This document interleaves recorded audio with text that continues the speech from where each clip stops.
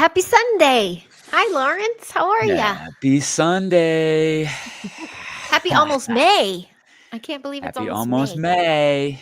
May. What is that How is Justin Timberlake line? about May? It's gonna be May. Oh. How was your Easter? Easter's good. Yeah. Easter was really good. I was out of state. You I did go. Okay. surprised my mom. Ah, Rolled up. She was in Arizona and I rolled up on her. Really nice. funny about my mom because long story short is like I drove all the way to Arizona and it ended up at the wrong address, kind of long story.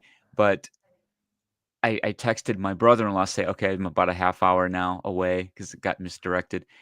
And 2 minutes after my mom called, I saw a call coming in. I'm like, oh my God, what, like, did he spill the beans? Did she find out? It was just my mom Just saying hello. being witchy, being in sync. In tune. She's like, my baby's close. I can feel it. Yeah. So I just didn't pick up the call. I'm like, let's go with that. And showed up and surprised her. And it ended up being a wonderful Easter. How was yours? That's really sweet. It was very good. Big Polish feast. I'm still Nice. full. I think we still have leftovers. Very No. cool. Yeah, it was good. And kids had a nice time. It's been a nice spring break. Yeah, we go back tomorrow. So Back to school? back to school Yeah. tomorrow. Cool. But it was good. Yeah. So yeah, I'm excited to continue our conversations and see what unfolds. I know we have a Yeah. heavy duty topic. Hi, Paradox Fun Fossils. Good topic. to see you. And I think, well, before we start, a 1, a 2, a 1, 2, 3. Oh, okay, Uncle. It's We still are now on activated. We are now activated. Ready. And Alan does it too. Okay. Cool. Yes. Awesome. Love I it. still have dinner. Sorry. I'm picking my dinner out of my teeth.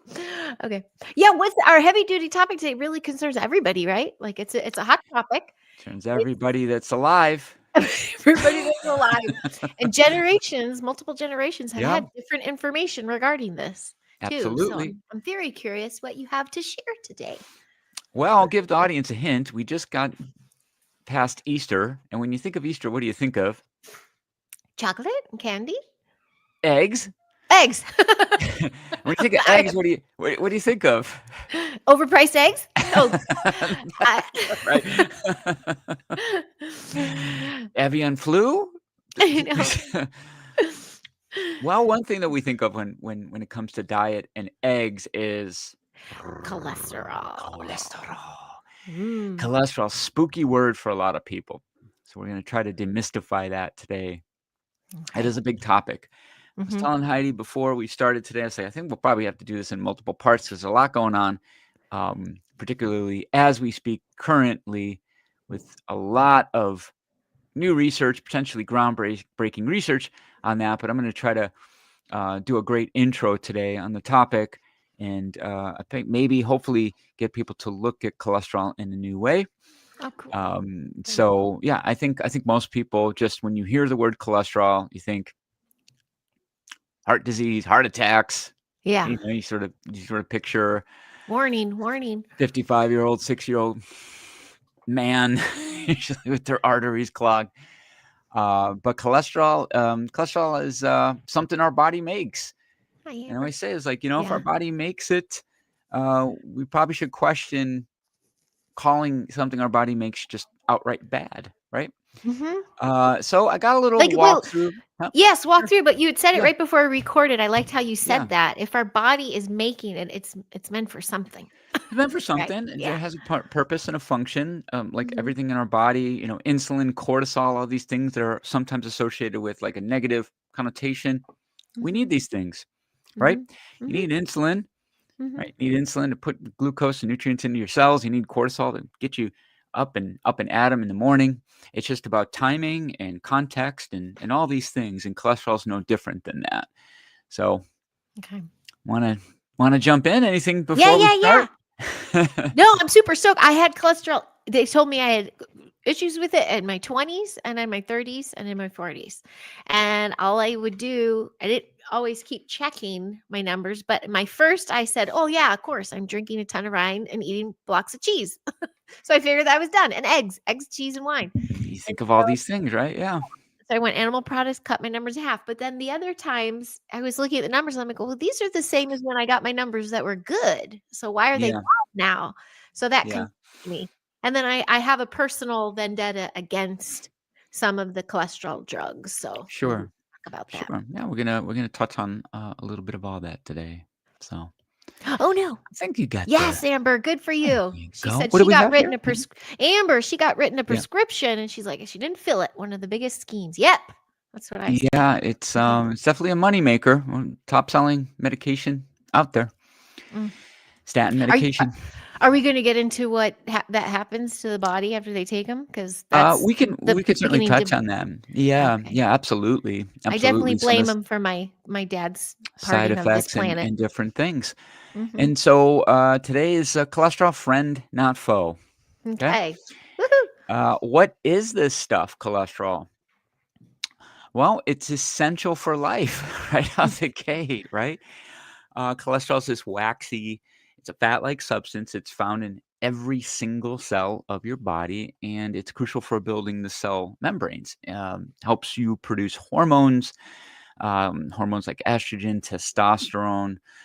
Helps create vitamin D. Helps to aid in digestion through bile acid production. Right, all these great things that cholesterol does. Body production, right? This is really, really important to understand. About 75%, sometimes as much as 80%, is manufactured by your liver, okay?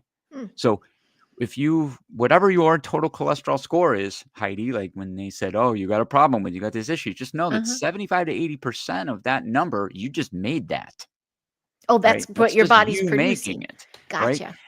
And then the other 25% is gonna come from, dietary sources, typically animal products, that contain fats that can help build cholesterol. And now again, when we say animal products, sometimes people's knee-jerk reaction is, "Oh, bad," you know? Hmm. But this is the sort of the dietary influence of that. Um, so this just shows how important cholesterol is because your body is making most of it regardless of your Okay. diet, right? Okay. So regardless of what Hmm. you put in. Transportation. So cholesterol is fat soluble. So cholesterol itself can't travel in the bloodstream. So it's packaged in these lipoproteins. So they're fat protein balls, right? So Hmm. when you're measuring, what you're actually not measuring cholesterol, you're measuring the lipoproteins. Okay. Okay. So you're measuring the carriers. So you've got high density lipoproteins. That's the HDL that's often referred to as good cholesterol. And you have low density lipoproteins, and that's often called bad cholesterol. This is sort of becoming outdated language for these lipoproteins, but this is sort of the general gist directionally. Uh-huh. There's going to be a lot of other subfractions and subproteins and things that we talk about here today beyond Okay. just the normal HDL and LDL. Um, Yes. I'm getting a little spinny wheel on my end, so Uh-oh. Okay. I'm just And waiting to and pause here. Amber, I'm right there with you. Same. That was my liver problem. Yeah. So, when my, computer there we go. Of course, now it freaks out. Of course. You're getting 1, 2, 3. tested. Okay. So these, cholesterol carriers, right? So your HDL, just as a general way, one of the reasons it's called good cholesterol is it helps remove excess cholesterol from the artery. So it's kind of going through and kind of scooping up, any excess cholesterol and bringing that back to the liver for processing, right? Now, if you look at what HDL levels, typically above 60, so your HDL is kind of above 60, that's typically associated with a reduced cardiovascular risk, right? Oh. And we also know that HDL has some anti-inflammatory, antioxidant properties to help protect blood vessels. Your LDL, and again, there's gonna be a lot of nuance today, but generally speaking, the today's kind of understanding of it in the way that your doctor will typically explain to you is that this bad cholesterol is going to build up in your artery walls, right? Uh-huh. Yep. What we're going to talk about today, though, is particle size. So that is an important nuance, and these are some of the more advanced tests that one can get to take a look at these particle sizes. But real quickly here, small, dense LDL particles are going to be more dangerous. They can penetrate our arterial walls a little easier, right? So traditional guidelines are going to focus on lowering the overall LDL, but when we look further at particle size and number, we can know a little bit more about your actual risk. Make sense? Gotcha. Yeah. Triglycerides are a That very does. important one. So when you get your blood work, traditional blood work done, it's called a lipid panel. And usually these first three, HDL, LDL, triglycerides, are going to be the one that's on a standard blood test, right? Okay. You hear about Mm-hmm. triglycerides all the time. Mm-hmm.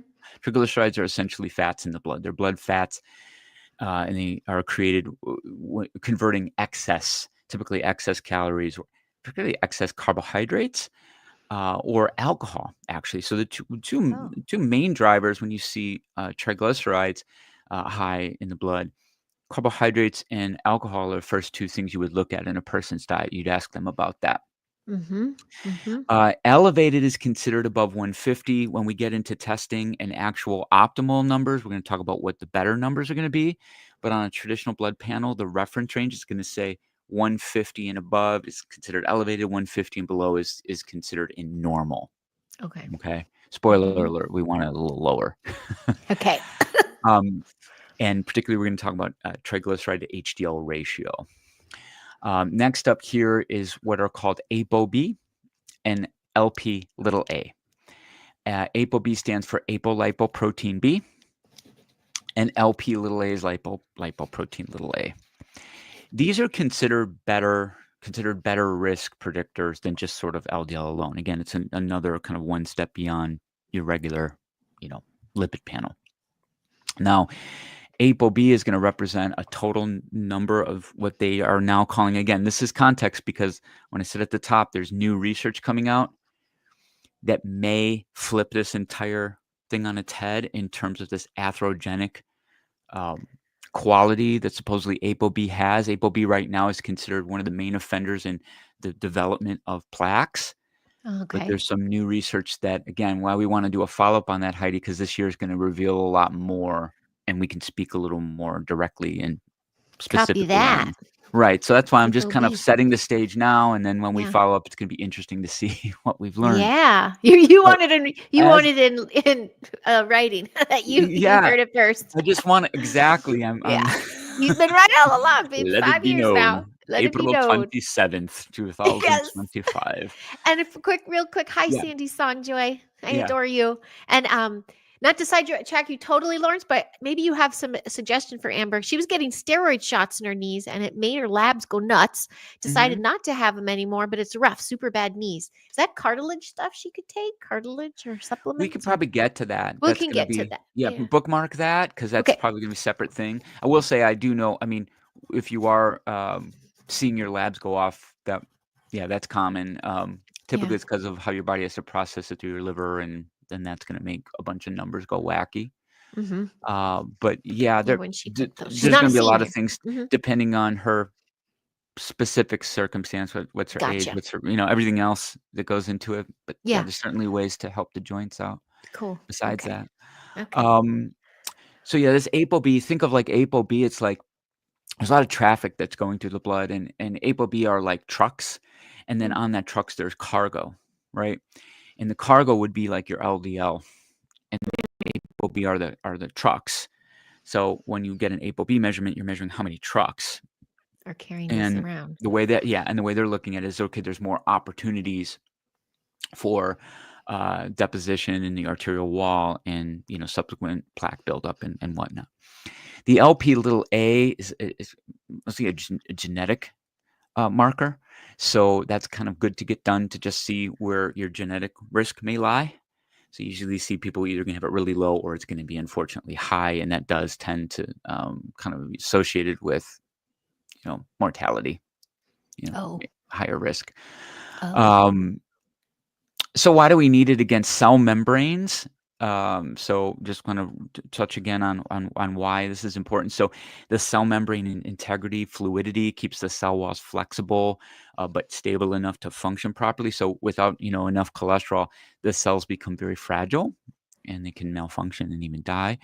I mentioned earlier hormones. So called steroid hormones: estrogen, testosterone, cortisol, aldosterone. Those are all the hormones that are, regulating metabolism and immune function, stress response, reproductive health. Vitamin D, right? So the skin actually contains a cholesterol compound. It converts the vitamin D when exposed to the sun. And that's going to help with proper calcium absorption, bone health, immune function, and is protective against, chronic diseases, mood disorders, and even digestion. So the liver actually uses cholesterol to produce bile acids, and that's going to help you, digest fats properly. So your fat soluble vitamins, your A, D, E, K. So without enough cholesterol, body can't extract the nutrition from food, or even eliminating waste products. Like, things aren't going to move as well and work as well. Okay. Common myths. So myth one is That's that a good all one. cholesterol is bad, right? Well, as we mentioned, HDL we know is actively anti-inflammatory, protecting cardiovascular system, removing excess from tissues, arteries, and even LDL varies in risk profile based on particle size, which we're going to talk about.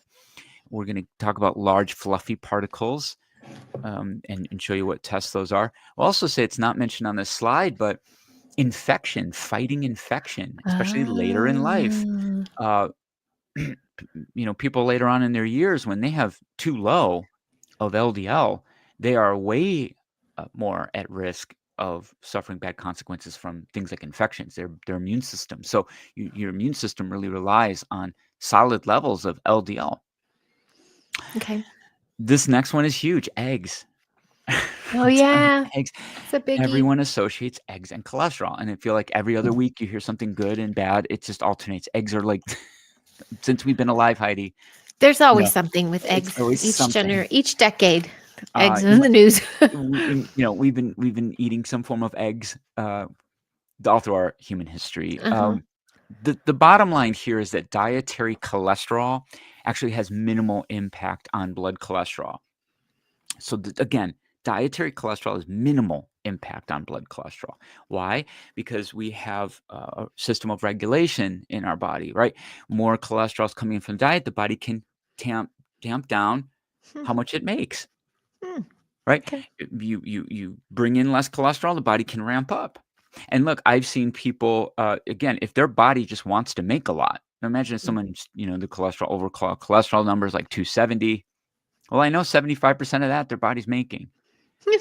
And regardless of what they do, they try to like cut away all their dietary cholesterol. It doesn't move. Yes, particle size, and we're gonna talk about that, Sandy, Particle about size what tests matter. are used for that. And Amber, I'm right there with you. In fact, they killed my dad. For In the entertainment family. purposes only. This is very much in the family. Yeah. And so, I've had vegan patients that they don't touch cholesterol, and they got Uh-huh. quote They unquote got cholesterol problems. okay. But that There you liver go. adjusts to make production, based on an intake. And so this is saying 1 to 2 eggs. Look, these are studies, and these are highly biased studies. There's some studies that are done in out of like Australia, for instance. One was done with the last couple of years where it was like there is no intake that's unsafe. Eat your eggs.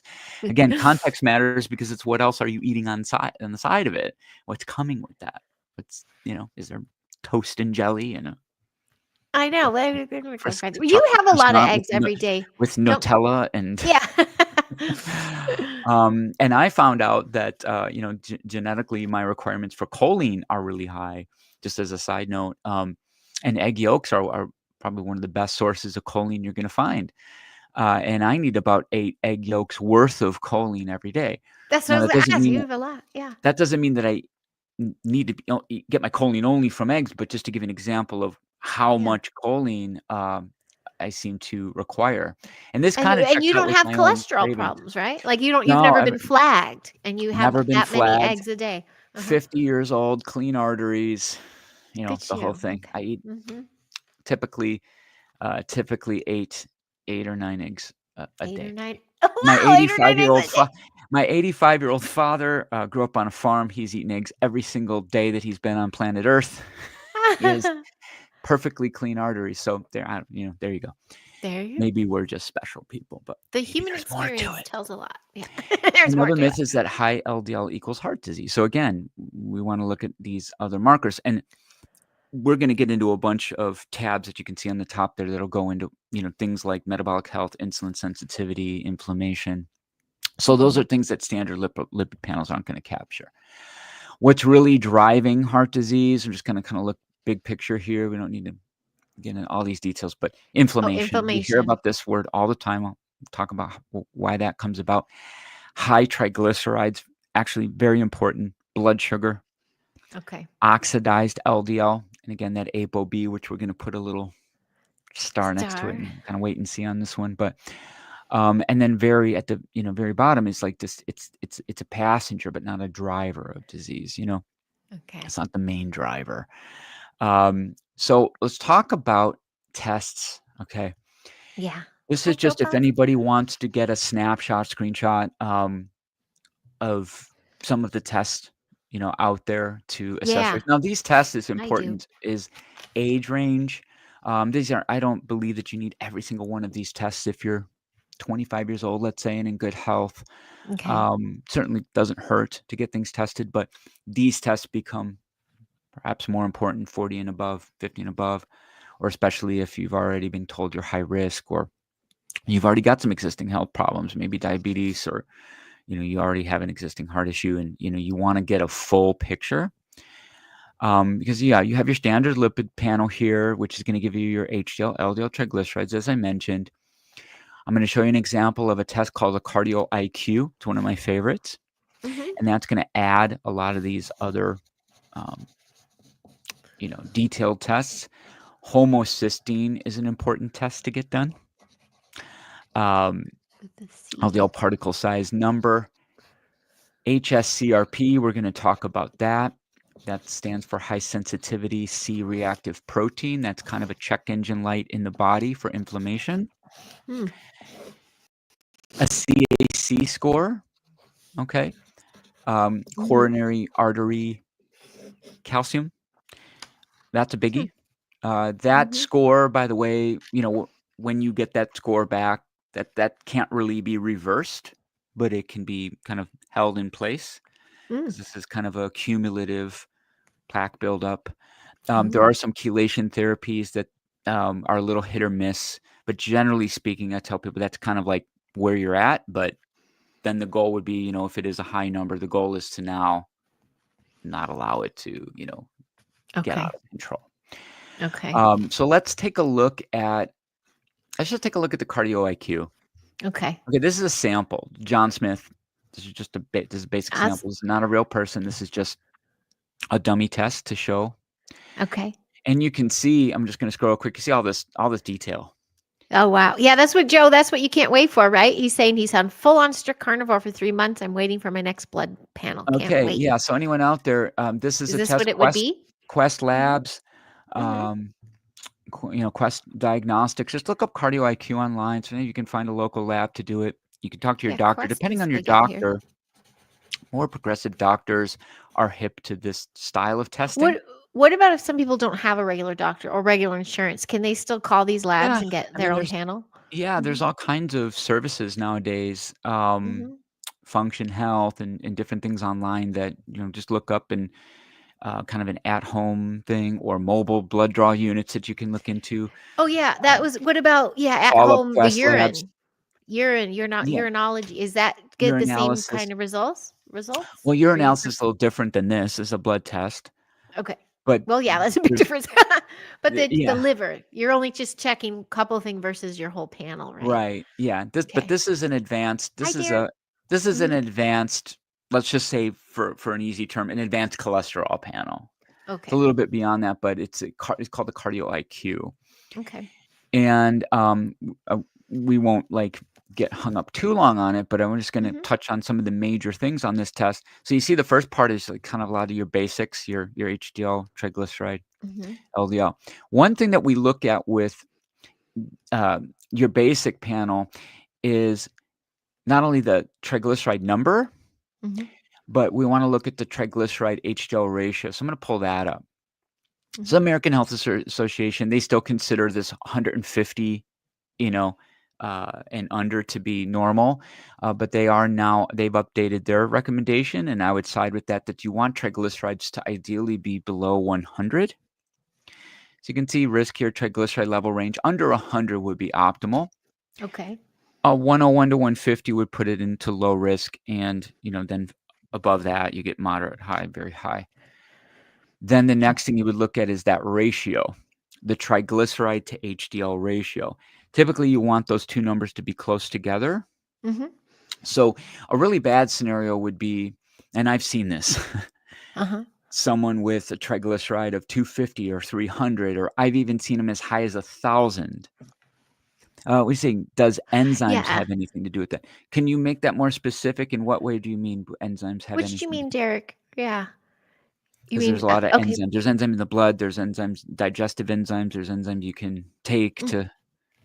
okay. But yeah, because there's actually enzymes on the cardio IQ test too. That anything that ends in an ASE is an enzyme.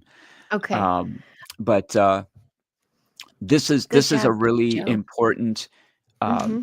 ratio to look at. So as I was Okay. saying, if you have somebody that has like a triglyceride of 300 Mm-hmm. and an HDL of 30, Mm-hmm. that's a 10 to 1, right? Mm-hmm. So you can see 4 to 1 is high risk. Okay. So imagine. So I get it. So I had a case Ooh. a couple years back. It was like a 300 to 30 situation, and now we have his HDL at 65 and his triglycerides at 80. Oh wow. It's Okay. like boom. Now we've got that kind of tight ratio.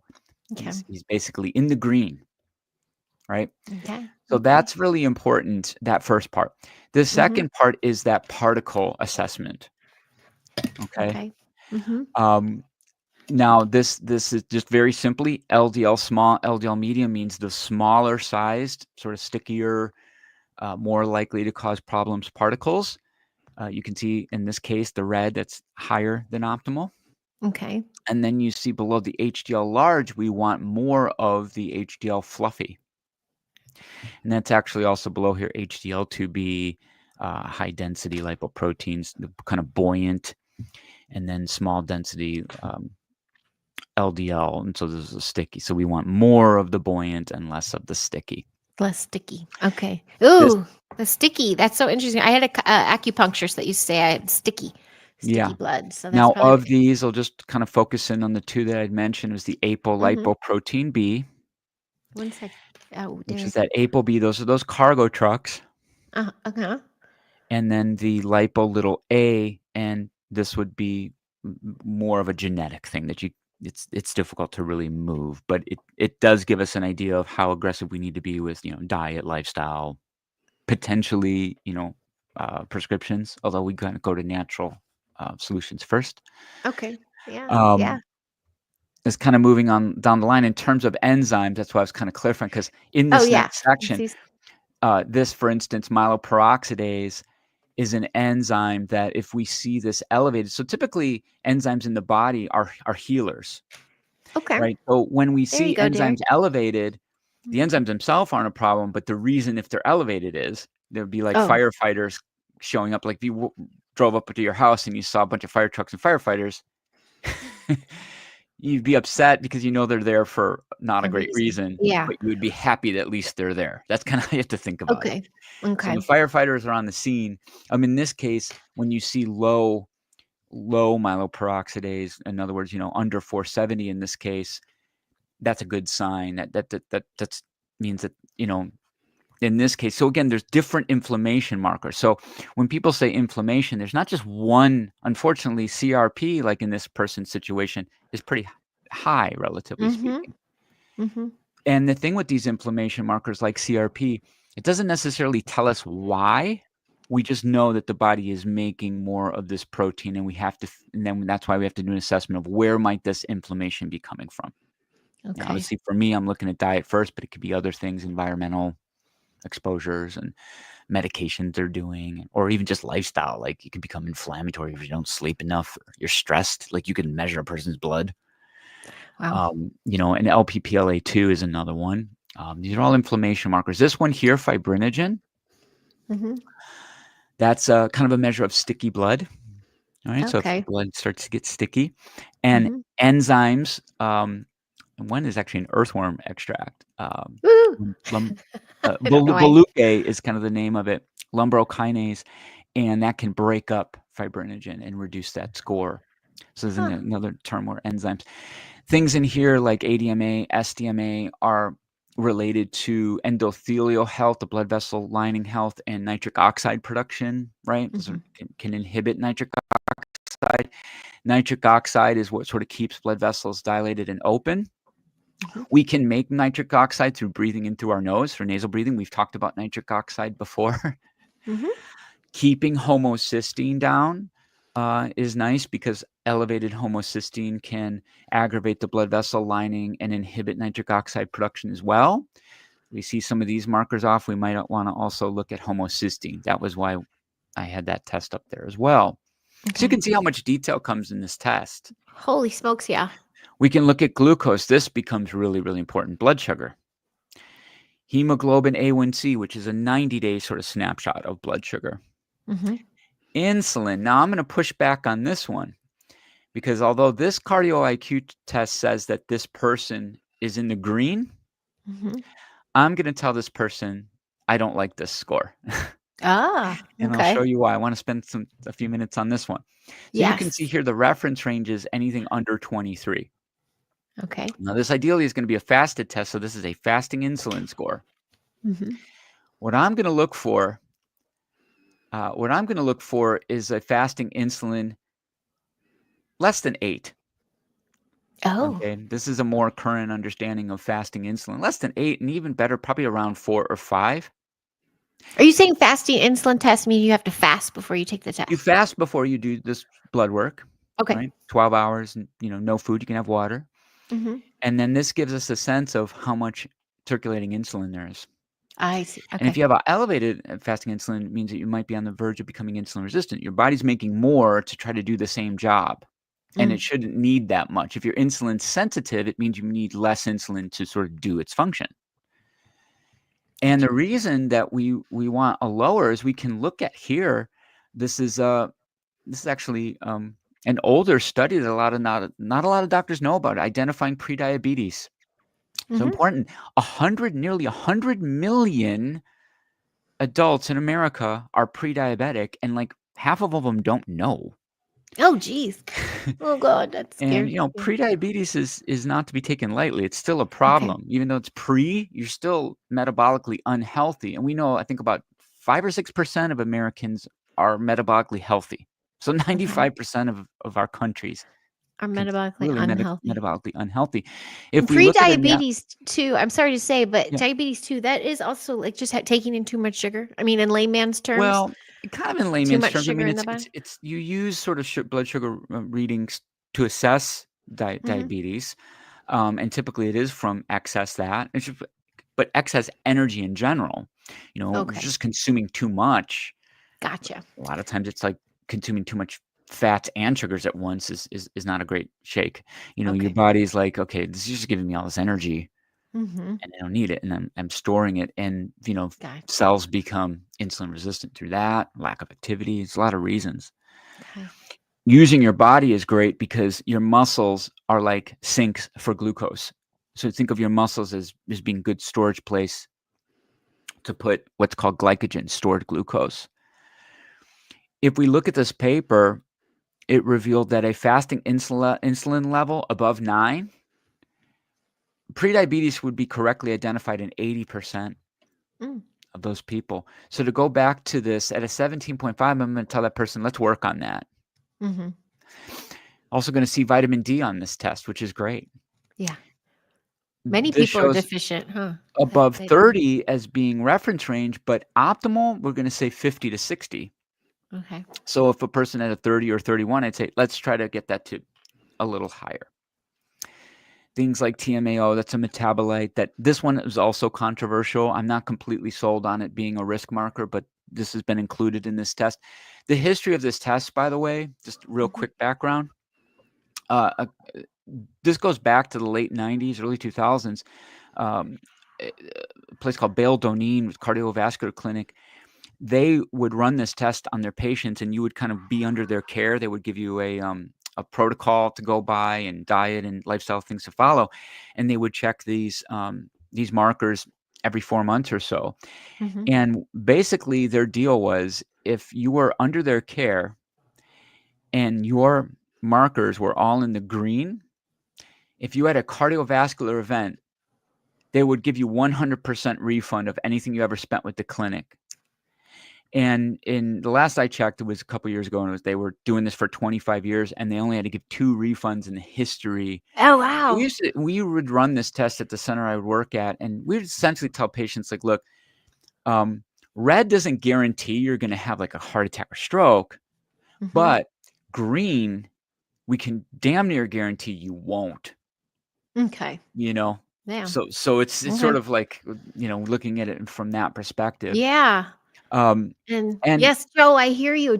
He's type 2, doesn't understand why. It's a damn epidemic among Americans. He said something's up. That's yeah, why it sounds like you went to oh, and look at him giving you some love after this. That's why he went full carnivore. He's like, I'm gonna do this. So he's thanks, gonna get his Joe, updated. dude, you're awesome. He's getting, and I'll I'm my send you friend that Venmo Michelle. later, Joe. Yeah. Hi, Michelle.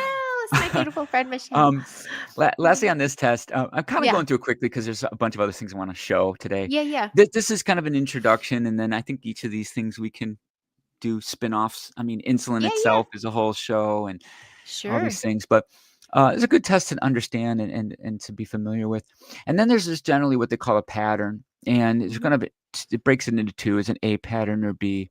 This person has a B, which would be the unfavorable pattern, and we look at what's called peak size. Again, we want fluffier. 222.5 they determine as being kind of putting that person into an A pattern. You get a score here of 219. That's, we want to work on fluffing up. And you can see here they give like a nice little cross section of arterial walls and such. Mhm. What I want to kind of jump over to, let's kind of go back to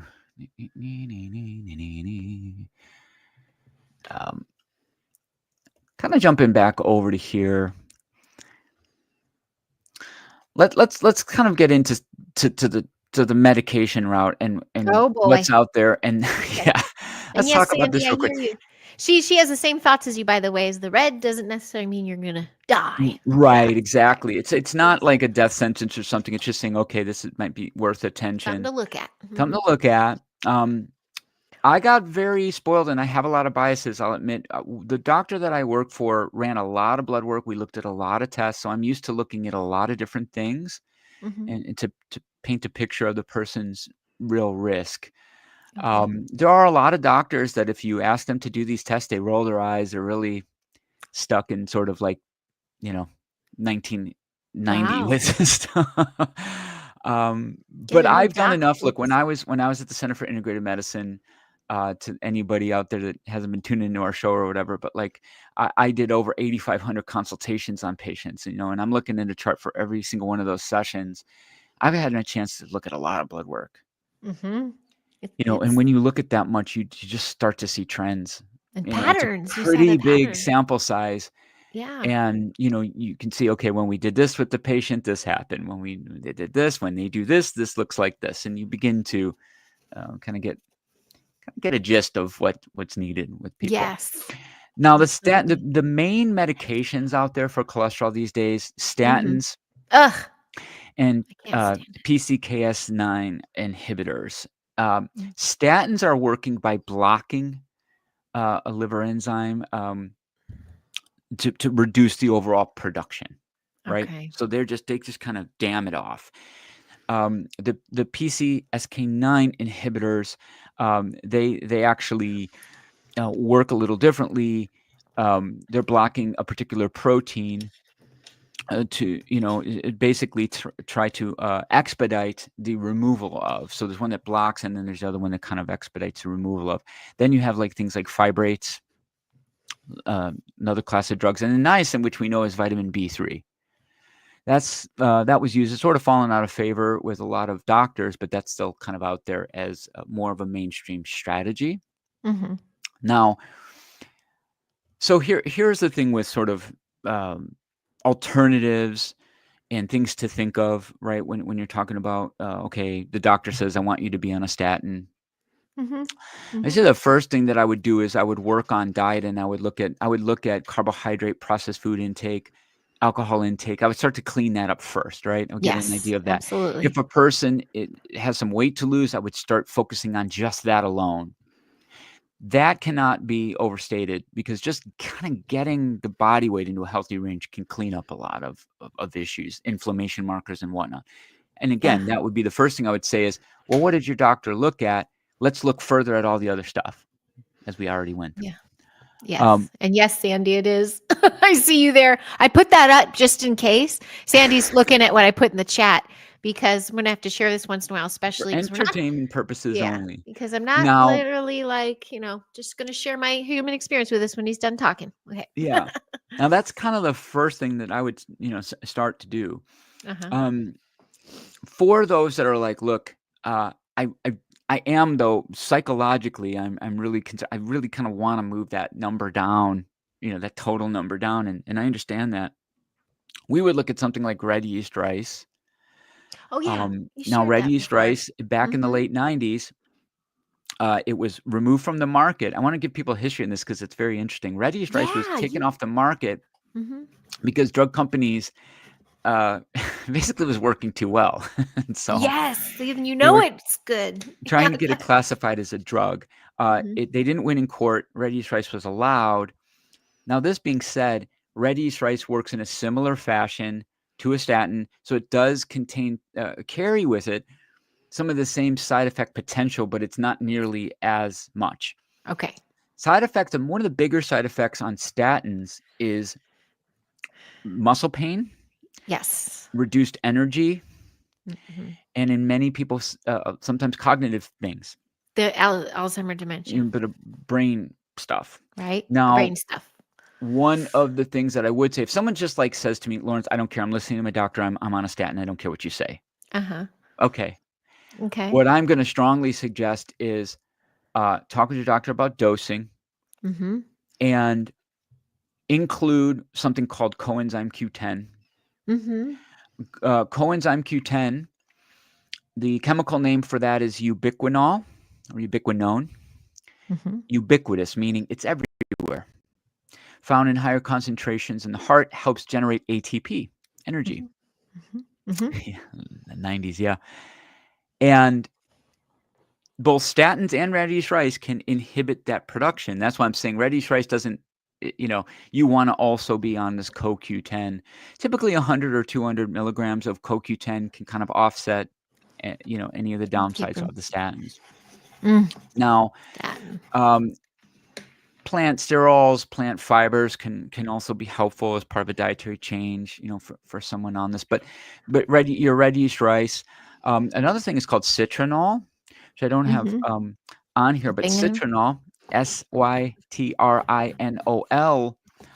We used to use that a lot in practice, and that's actually shown to reduce apolipoprotein B by about 20%. You're going to get the overall number down. These things clean up some things, but also kind of move the needle on triglycerides.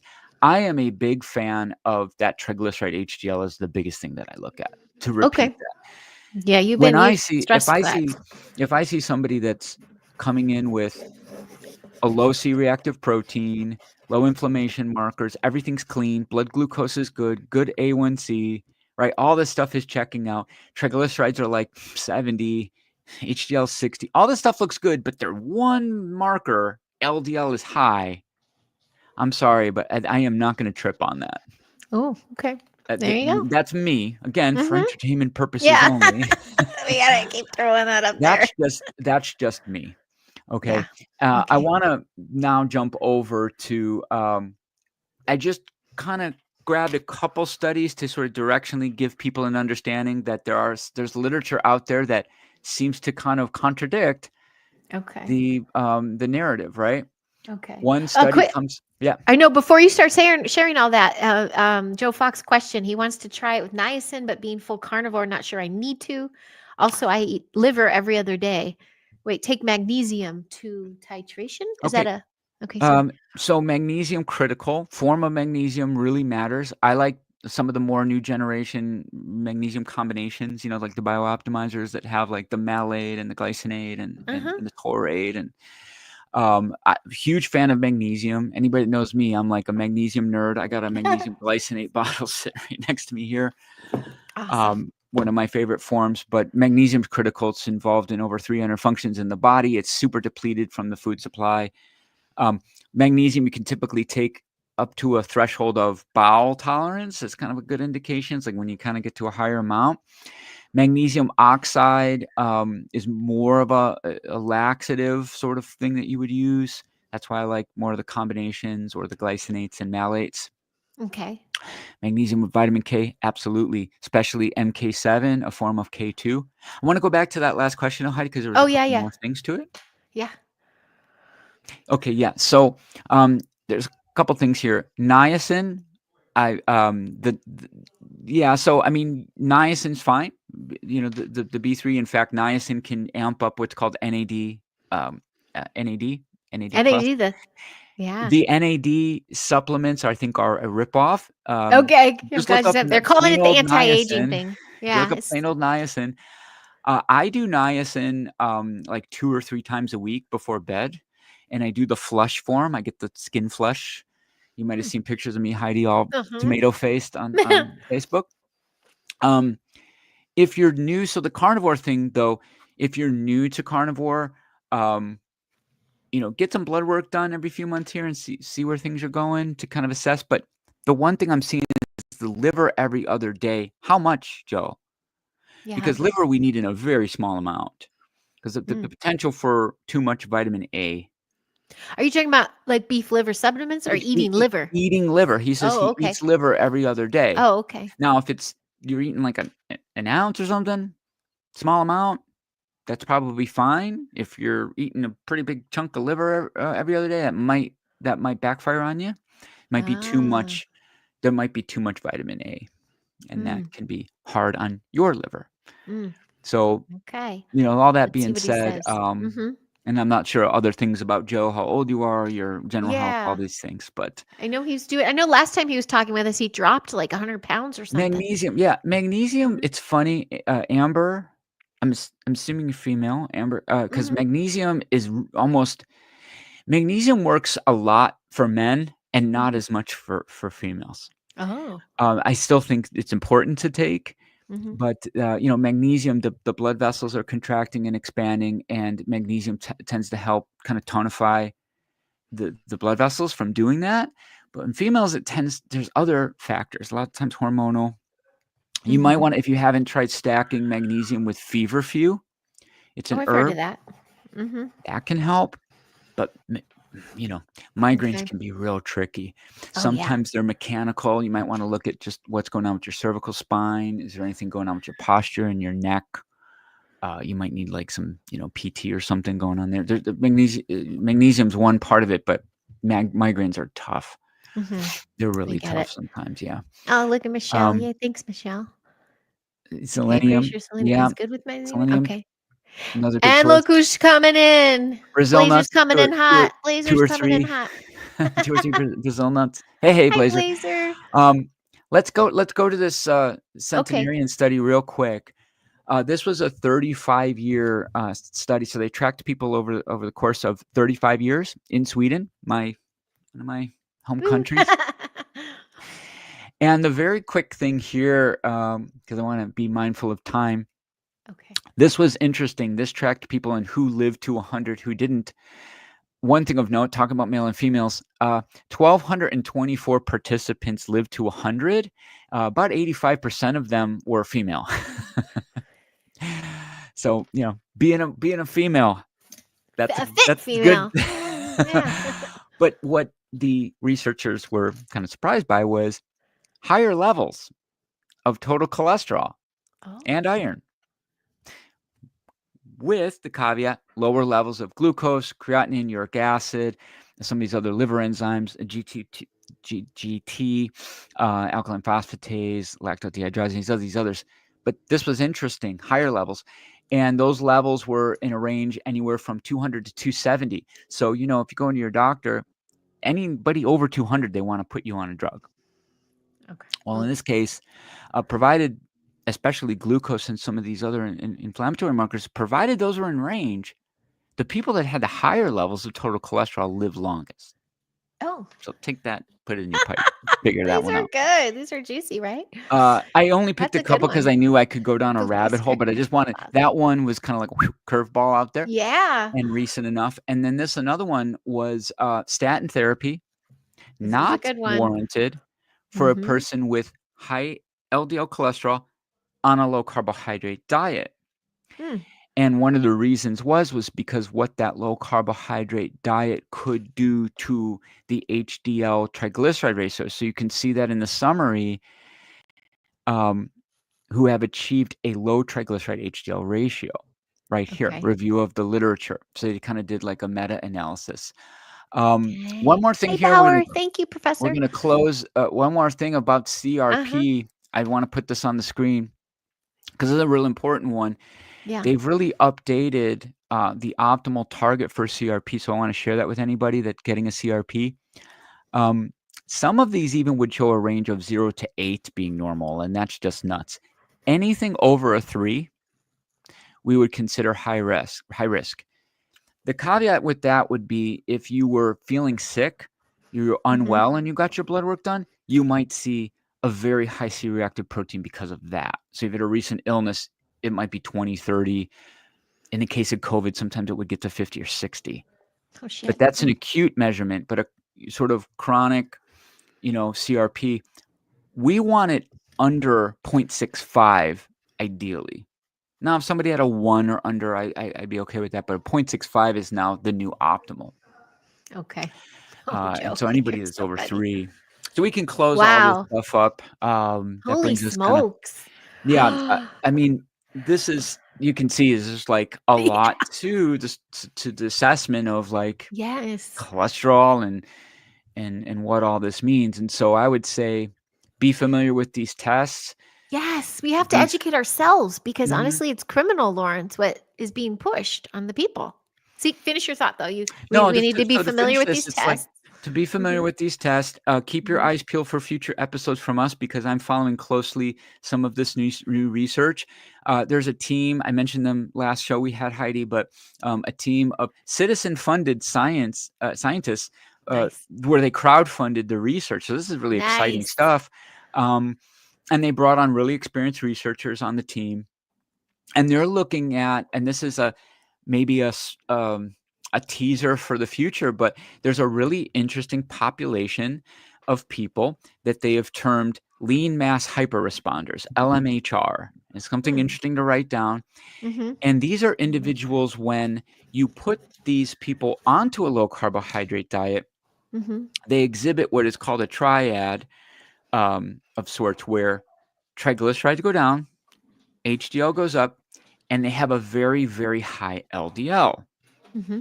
But otherwise, they're metabolically healthy. That's why we call them lean mass hyperresponders. So generally fit people that have this phenomena happen with their blood work. Now, they've done a series of tests on these people, and so far, it's looking very interesting.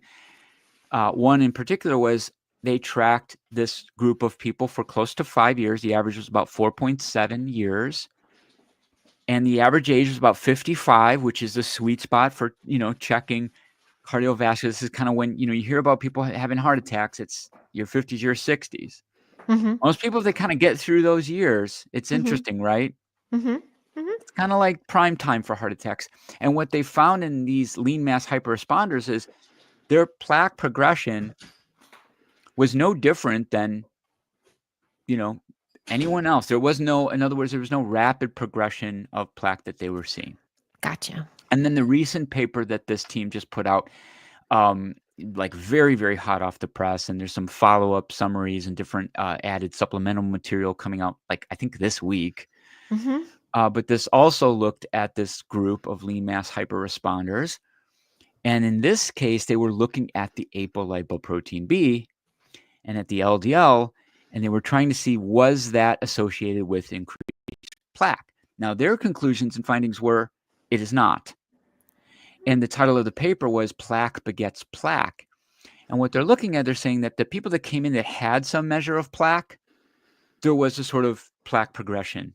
Those that came in with a CAC of a 0, it Mm-hmm. was a CAC or maybe just a CTA scan, but in other words, their baseline reading was low, those people just kind of held. So if plaque begets plaque, whenever you had plaque, you would kind of be more likely to kind of accumulate it. Mm-hmm. But if you didn't at the start, you could hold free. And there's just a bunch more to that. So there's like a Okay. lot of new stuff coming out on that. Okay. And not easy. Thanks. Grateful. Okay. Um, And here's okay, Joe yeah, with Joe. So okay, thank you for the added. Let's check out Joe. Here's a 58, 510, 220, goal weight. So Joe, what I would say is as a metric for you to latch on to beyond even your weight, because I would say get into the gym, all these things. So, you might be putting muscle on in these things. What I would say is if you're 5'10", that puts you at 70 inches tall. Shoot for a waist measurement of 35 inches or less. So waist to height is one of the single most important metrics that we can look at, even more predictive than BMI, because BMI has its oh. own problems. Mm-hmm. But your waist, your center body fat really, really predicts, a lot of health scores. Huh. So, I have heard that, I think. half the height, Okay. that's where you want to shoot. And the measurement would be first thing in the morning, maybe after a bowel movement. It's a good time to measure the waist around the belly button, and you'll Around get the a belly good button, the smallest part, yeah. assessment. Mhm. Inches, half the inches of your height. Yeah. Good formula to know. And it just so you know, his bank account is less than $100. And he didn't know that. So good stuff. That's an Yeah. important one because sometimes people get discouraged on the weight, but, Mm-hmm. they're just the scale might say something, but, Waist. if you're It's reasonably waist. fit, Yeah. you might weigh more than what the BMI chart wants you to. Mm-hmm. So that's important. Visceral fat's important. There are now lots of scans you could do, in-body scans or, DEXA scans in these underwater. There's lots of advanced stuff that you can do if you've got the means. But if you only Mm-hmm. have $100 in your bank account, a tape measure that you can pick up at Tape measure will do CVS. it. And he's been so dedicated. Yeah, over 3 months. He's So, really like on the the diet. the Yeah, you're single on the best right thing that you track. can do is to get that waist measurement to where I said, and that's going to like solve like 85% of all of this. Wow. That's I awesome. always say That's it's like empowering. this. Let me give you an Mm-hmm. analogy to everybody. If you had to go, if you were in Los Angeles and you had to get to New York Mm-hmm. and you didn't have a map yet, the one thing you would know is I just need to start driving east Mm-hmm. Mm-hmm. and just start heading in that direction. And then it isn't until you start getting closer. If I say, okay, you need to be at this pizza joint on the corner of 5th Street, Mm-hmm. that's when you're going to need that map. Meaning, just generally get yourself in the right direction. And then once you get closer to things, you're going to need more detailed information. And I always tell my patients and clients, the pickier I am with you, it means you're doing better than most. The That's good general one. advice is Yes. for the people that are far away from the destination. But as I get closer, I'm going to be real picky with those people. And I'm That's not picking awesome. on them because they're doing bad. It's in fact, I'm picking because they're so close to getting everything right. Then we need Mm-hmm. more details. And from what I'm hearing from everything that you're saying is we still have the ability to get our body in alignment and in control, get these numbers in 100%. control. We are in full control here. We do not have to rely on these prescription. I'm When not a you look at, doctor. and So hard. You don't want to be there's a flagged, but paper out there that mhm. kind of tried to determine how much longer you would live on a statin, Mhm. and it kind of came to a conclusion that you could get maybe like 4 days more. Oh, so ridiculous. Can I share Um, my story about them? yes, Uh-huh. real Yeah, quick yeah. though. Also, and this is a fact, statin medications increase risk of type 2 diabetes by a significant amount. Oh, geez. Because So that's there's a that. So do-do-do. There's trade off, that. hey, I got there are some anti-inflammatory benefits to what's called pleiotropic benefits to statins. So Mhm. that can maybe account for some of the successful studies, but it's Mhm. not without all these other side effects. So Mm. The side effects. Those are my stories. So it was a yeah, long time ago. When did they come out? Like 15 years ago, wasn't it? 20 years ago? they've 15 been out for a long time now. for 20 Yeah, I maybe? mean, some of the newer generation ones are about 15 years old, like Yeah. rosuvastatin, some of the more powerful ones that Yeah. So it dramatically. must have been that next round of it. I think it was before kids, so it must have been over 15 years ago. Well, Mhm. anyway, my mom and dad both went on them. They were told, and I told after the fact because my mom was telling me she was losing muscle mass. She loves walking. She loves doing. She said her legs, she could feel her muscles deteriorating. And so she took herself off. She's very clean. She makes excellent choices. She's ageless. I know you've seen her Yeah. and got great plant panels and organs and everything. My dad, though, his doubled. Not only did he not go off, they doubled it. They doubled And the prescription? dosage, and he deteriorated in front of our eyes. Now it went in his brain, and I'm going to call out the alls and the dem thing. He suffered from both, which no one knew about for a long time. So he was deteriorating, and it wasn't until he was in skeleton mode, probably 120 pounds at 5'10", like insane, and he had an incident here in California, and he was in the hospital, that I stayed with him overnight, that I asked the nurse, what are you giving him? Because he was just maintaining life till everyone could be together, basically, which we never were. And she goes, his statins. I go, why are you giving him these things when he's a skeleton? And she's just following protocols. But there was a heart attack in the middle of that, which was after a cortisone shot, because he was very healthy and he fell off a mountain bike and he hurt his shoulder and they gave him a shot. 24 hours later, he had that. Entertainment purposes only. Yeah. However, I will never forget watching his demise on those statins. And that is when I became vocal online. Like Yeah. that's when because I had an incident with pharma as a teenager with Accutane, being a guinea pig. Mm, And what happened to that's a my serious one. cognitive, yeah. And so I just was like, no, there's another way. My mom went the other way. He went that way. And they're just opposites as Yeah, far as like health. My anything dad's else, gone people are now. gonna respond to medications differently. I'm not sure if there Yeah. were other medications he was also on that, could have there been interplay with that. I just looked it up. It's 1987 when the first statins came. But they've Wow. they No they have way. become they've ratcheted up. Mhm. Also worth mentioning is that, Mhm. they've lowered the threshold for, these Right, targets you're for LDL, right? yeah, so I they're mean, and pushing that's it like more. they're targeting, like they want people at 70, LDL, which is Oh, just to I have me is high way school too low. friends, 50-year-olds getting prescribed It that. just does, and Yeah. this is the newfangled thing that they're trying to do is they're saying, well, it's lifetime exposure to LDL that matters, and that allows them to then make that pitch to a 20-year-old that has heart disease in their family, and they can, tell them this story and say, well, if we can just clamp it down low now, you won't Mhm. have that LDL exposure over a lifetime. Mm. That right?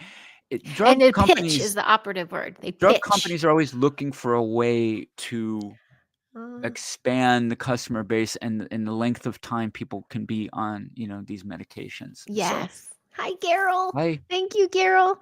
And DM and doc, donated doctors. Persian statins hard. there was, Yes. And for something we were entertainment gonna purposes. circle back around to about the cortisol shot or the, cortisone shot in joints. Who was that Oh, earlier in the yeah. show? Did you say yeah, I'll go scroll up to Early in the that. show, but, Cortisol was my dad. It didn't go of so course, well. but there was a shot, someone with knee I was issues. getting steroid shots. Oh, Amber. Yeah, I don't know if she's still here. I was getting Made my steroid shots labs in go my knees. nuts. Yeah. I decided not to Yeah, I have them mean, anymore. they're gonna Mhm. do that, and that's also I don't know what the condition of the knees are. Is there, like, a bone-on-bone thing, Mm. going on? Because sometimes it's just, like, beyond, it's tricky. They got a lot of stuff now with, PRP and stem cells and things that you can do. From nutrition, it's, uh, protein, collagens, vitamin C that helps the body produce collagen. People have often asked about glucosamine, chondroitin. I like glucosamine. Chondroitin is kind of a larger molecule that's not well used, but Mhm. glucosamine HCl, hydrochloride form, works well, 1,000, 1,500 milligrams. MSM in a high amount, which is a natural form of sulfur. So, like several grams, like even as much as like 10 grams, 15 grams. So you need kind of a higher amount. Of course, I'm a fan of glycine because glycine is an amino acid that makes up about 1/3 of your collagen. You can get glycine in things like bone broth, organ meats. Shout out to the liver. If you don't Save do liver. bone broth, organ meats, or eat like nose to tail, you can get just a clean, pure glycine powder. Teaspoon 2-3 times a day, get you like the glycine that you need. There you go. Awesome. But yeah. That's perfect. Yay, Jane. How are you? Better late than never. Their show went pretty late. I saw that, but it was awesome, by the way. So thanks, guys, for blowing this up and popping this off. Hi, hello again, Blazer. You guys are fabulous. Yes, those who are jumping in are going to catch the replay crew. We did spin off from something we talked about before. We're like, hey, we should do our own thing a whole thing on cholesterol. And Lawrence did a beautiful presentation. So if you're just tuning in, check it out from the start. There's a lot of good Mhm. info and questions from the community. So thanks, community, for chiming in and It's everything. it's really cool when the comments come in, and I like that. So I love that, Joe. Thank you, Joe, for sharing your experience right now and what you're going through. He has been dedicated here often and sharing his carnivore journey. But mhm. it's good to get those stats and just see, it's good to have Lawrence in your back pocket. Oh, so are you available next Sunday? Am I gonna see you next Sunday? Are we gonna do it again? Are Next we doing it Sunday I again? should be. Yeah, I Okay. haven't got any conflicts on the All schedule. right. We'll go out on a Blazer joke. I bought a new stick deodorant today and the extra push up bottom. I can okay. We gotta have time for the jokes to come from. We missed you this hour, Blazer. That's awesome. Thank you guys. Yeah, don't forget to hit that like and subscribe and share with your pals. I personally, I am everywhere. I got my buddy. We know I cover a lot of subjects and a lot of topics, but I find there's a little bit of even spiritual bypassing if we're not taking care of our meat suit. We can talk the woo and the spiritual and multidimensional beings and crap. Like I go all over the place, but I am human having a human experience in this suit that I want to last a long time. So I think it's really imperative, important we talk about these holistic health conversations. And to me, there's no one better to do it with than Mr. Lawrence because he has the receipts for everything and for years to come. So we have bookmarked another thing today that may very well be seen in the news probably in the next few months, weeks, Yeah, this yeah. year. I mean, it's And you heard it's it from Lawrence first. super So, exciting, and I'll shout out a a person to follow on this. I have no problem. okay. A guy named Nick Norwitz. Okay. He puts out videos on YouTube, and you can follow him on all the socials. But Nick Norwitz, he's one of the authors behind this recent paper on ApoB and LDL, the plaque begets plaque paper. Yeah. Um, Him and his crew, say other guy's name is Dave Feldman, Mhm. Adrian Sotomoda. Like they've got a cool little team, and they're doing like this crowdfunding thing, which is I love really, that. I think, the wave of the future. We're in a cool time Yes. for science. In this last couple of years, just to riff on this as a sidetrack, but it's kind of important, is like these last few years, we've seen epic amount of papers being retracted, fraudulent science surfacing. The big one Follow the on money. Mhm. Alzheimer's and amyloid plaque. That one was proven to be a sham, and we're in a new, I feel like a new era of Blazer, you rock. transparency Mhm. and gold standard science that hopefully we'll start seeing take over, Mhm. and the decentralization of this, right? The citizen funded, uncorrupted by industry science, where Yeah. you're not seeing another paper that, says that Diet Coke is wonderful for you, Yeah. sponsored by Diet I Coke, know. this kind of thing. So I'm excited about the Yeah. coming years in Yes. science, and especially with cholesterol, heart disease, cardiovascular stuff. Sure. And that runs around. I'm really excited what you shared because we've been following the money for a long time and it gets us irate. But if these are crowdfunded, that means the people we actually have it's gotten to the point now in our health industry that we have to pay for our own studies because we're not getting the truth. Correct. So This is yeah. answering. So what citizen science is going to aim to do is to begin to ask questions that haven't been asked yet, to get Mhm. answers that we haven't found yet. Because there's just been a lot of questions that haven't been answered or Yeah. even asked. Yeah. No, Yeah. or if they've been asked, there's no funding behind them. Like Yeah. like if if there's no profit at the end of that answer, it's like just like, why are we going to fund that? Right. They didn't Right. just like kind of want to find out things for